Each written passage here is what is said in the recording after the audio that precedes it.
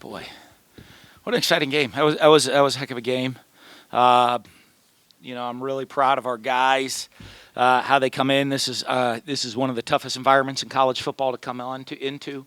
Very emotional night against one of the most talented teams out there. I mean, I know everybody knows the talent that's on that team, and I think all week I've been harping on our guys. Just keep stick with it. Uh, Continue to improve from one week to the next, and in practice, and it'll show on Saturday in our preparation. I think our guys are really starting to buy into. We need to prepare the right way. Um, we need to prepare the right way, and if we do that, your performance is gonna start to improve. And I mean, even all week, just talking about think about each rep of practice. Think about what you're doing, and that's going to be how you're going to perform. Is that to the standard you want to perform come Saturday? So, we came in here. We found a way to win a different style game, which is what if you want to be in our program, you're going to in this league, you're going to win all different styles of games. Last week we won by the big play. This week we won by grinding it out. And so that's pretty cool. This is great win for us. And as I've always said, right, in this league, you win two really tough road games. You won against a rival, and then you come in and you play a top 15 team the next week. Then you get to head home and play a top 5 team the next week. That's kind of what the league does to you. So, we'll enjoy this win tonight and get to work on LSU tomorrow. Well, it really wasn't. It wasn't that. We just had to be more physical. I think that was the biggest aspect of us. It wasn't like there were gaping holes everywhere and there were explosive play after explosive play. It was they were knocking us back a little bit and getting the kind of the ball control, move the sticks. I don't know if that was their plan. Coming in, I mean, we had 3 possessions in the first half. It felt like they were really trying to run the clock and shorten the game and slow the game down a whole bunch. And if you look at it, we ran 66 plays finally. They ran 58, and so that's not a lot of plays running the game. It was short in that way. And so talk to our guys, just don't freak out. I think we played Kentucky doing that, and they had a similar plan. And I think we got guys jump out of gaps, trying to make a play. Like, we got to get off the field. I'm going to try to go make a play on my own instead of just doing your job, fitting your gap, playing fit. Just be a little bit more physical, a little bit more stouter, and all of a sudden, that first and 10, first and 10, second and 4, third and 1, goes from first and 10 to second and 9 to third and 7, and that's a different deal. And so that was a big adjustment, to be honest with you.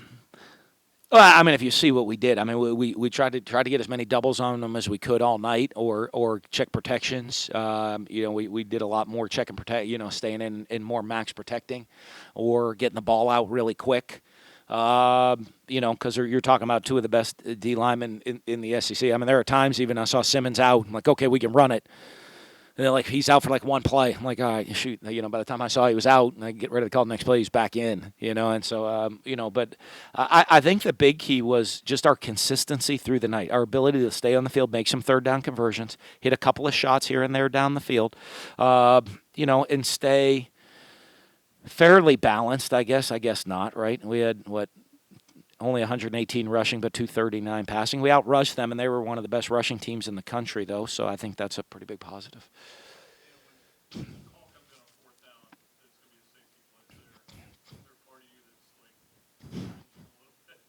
No, no. I mean, heck, go get it. Attack. I mean, Todd and we've been through it before. I've done it. We've played coverage and made plays, and we've blitzed and not made plays, and he's got to get the feel. Hey, let's go after him. I mean, I've learned one thing through the years: you shut my mouth in that situation. You know what I mean? I'm just going to shut my mouth. Todd, I'm here if you need me, and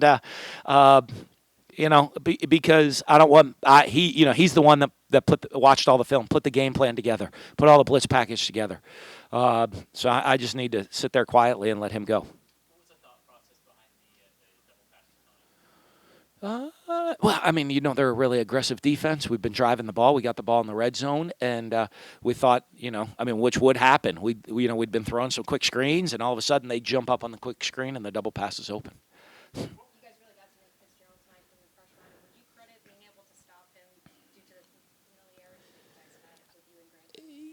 Yeah, I don't know that that's really the case. I think one of the big things we wanted to do with him was try to pressure him, but also keep him in the pocket. And if you look, I mean, his designed called runs, he had success, which we know. I mean, you're not going to just dial that up and stop that. Um, but you got to contain it. Like I said, we got to fit, just tackle him, get him on the ground, and be a little bit stouter and force him into some third down situations. And then when we did, try to keep him in the pocket, get pressure. I mean, we have some good guys. We have some guys who can get some pressure off the edge. But don't give him those scramble lanes where he can scramble to throw or scramble to run, where he makes a lot of his big plays. And I think we did a much better job than we've done in weeks past of really keeping our rush lanes and keeping him in the pocket.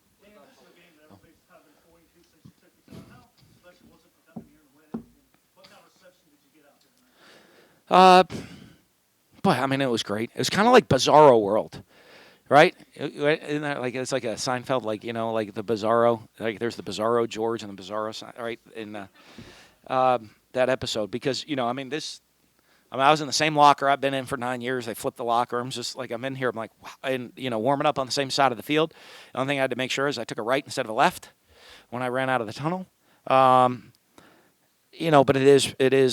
it's pretty special for me, I mean, is to come in here. I don't. It's probably the last time I'm ever in this stadium. I mean, with how the SEC works. I mean, so to finish, this is my last time ever being at Davis Wade Stadium. To finish with a win, and I mean, I don't want to freak everybody out, but what is it, like 14 years? That's a long time from now, right? Before you'd ever come. What's that? Yeah. No, it's something we've had for a couple of weeks. It's something we put it in actually back in training camp. I've always said that about deceptive and kind of trick plays like that. Uh, it's not really the play design more than when you call it and how you execute it. And so it's a play that we've had in the game plan, I think, every week this season, and we just never got around to calling it. And so we finally made the call. Okay. We were?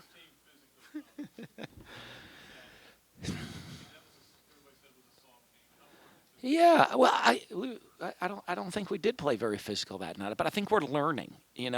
I think in that game, if you look back to that game, they hit a couple explosive plays.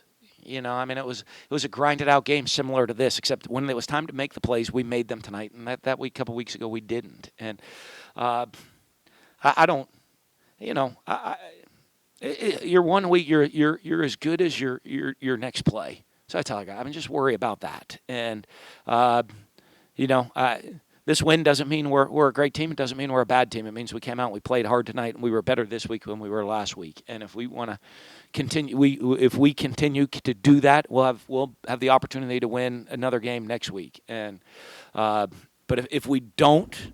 If we're not more physical, if we don't play with more effort, if we don't play with more discipline and better execution, if we don't work harder at practice this week, we can't. We're not. I mean, I can already tell you what the outcome of the game will be, and that's the mindset these guys have to have.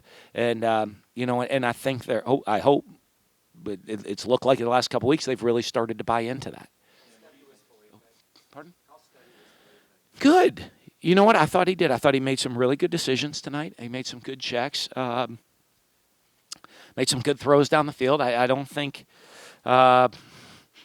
He had a pick on a tip ball, which is kind of too bad. He didn't throw a touchdown pass. That's too bad.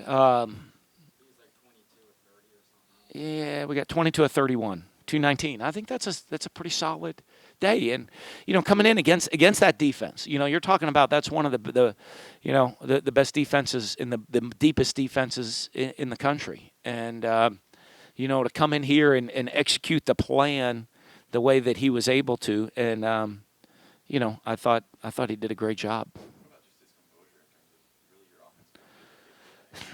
Yeah, I do. I think he did. I think there's always little things, that harp on him on. But I do. I think I don't think he ever got conservative. He kept trying to take what they were giving us, not just, even our run pass options. He wasn't like, okay, I'm just going to hand the ball off here. He was still taking, trying to take what they were giving us and stayed aggressive all night long. And huge for us to get a win. That's just mental softness. You know what I mean? It's a loud, rowdy environment. And I know, this is one of the loudest places in the SEC. But, once you hit a certain level of loud, it's loud. And, so it's not like, oh, this is a little bit louder than that, and so that's causing the big issue. It's just a mental toughness aspect. And we got to, honestly, we got to be more mentally tough than that. He did. Like I said, you keep looking. He came in. I wanted to try to get him the ball. He hit a big run, and we kind of left him in. And he had a couple other tough runs. I'd love to say if you look at us this year and say, boy, I'd love to have 1,000-yard rusher. I don't know that that'll be the case for us this year, but we might have 3 that have put up really, really good numbers running the ball at the running back position, and that might not seem much in an individual game. But as the year goes on, and they're fresh and they can kind of pound away, and we have 3 guys that are physical, can make you miss, and have speed. Them keep coming at you can be tough to handle. We have Zuniga's in the back of the room, some other players here shortly, but you want to grab him like Coach Mullen's talking to you. Welcome to your set. After the game, it is. It's hard to, if you haven't done it, it's hard to explain the coach-player relationship. You know what I mean? It is such an unbelievably tight relationship. And, I recruited those guys, most of them, a lot of them, coached them, helped develop them. Those are guys that they believed in what I was trying to build here. And, there's guys on that team there's guys on that team that had every scholarship in America, and there's some guys that didn't, and we took chances on. But all of them, it just, I don't know. You love those guys. You really do. I love all those guys I feel for them, because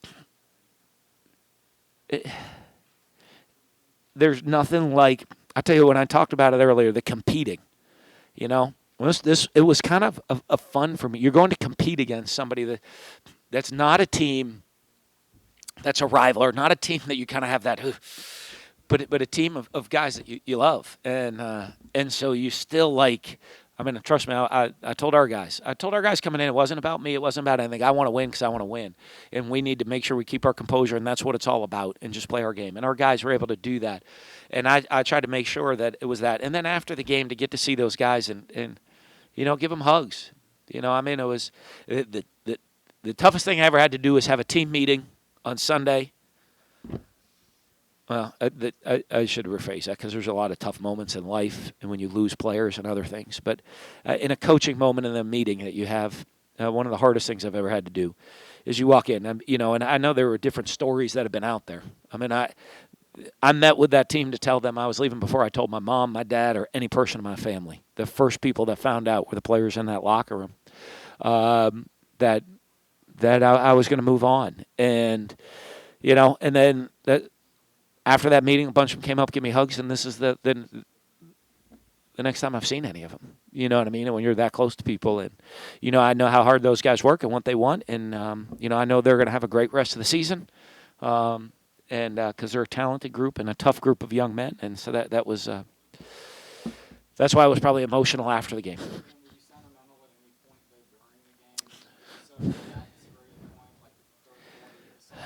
Yeah, you know what? I tried to block some of it out, right? I did.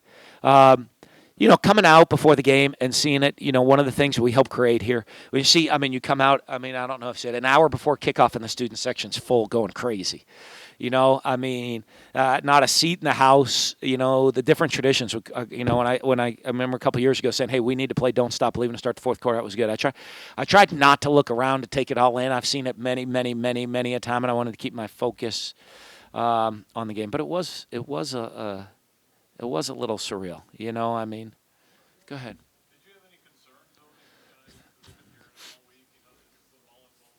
Yeah, you know what? In pregame meal today, one of the, a couple of them like, hey, let's lock arms when we come out with you and do that. I said, we don't do that every game.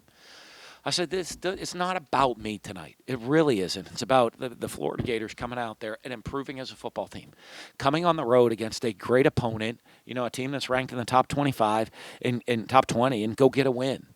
It has nothing to do with my emotions or any of that. That's on me. But I told our guys I want to win, and I didn't want to win this game more than I wanted to win last week's game, and I didn't want to win this game more than I wanted to win next week's game. I love winning. I love competing.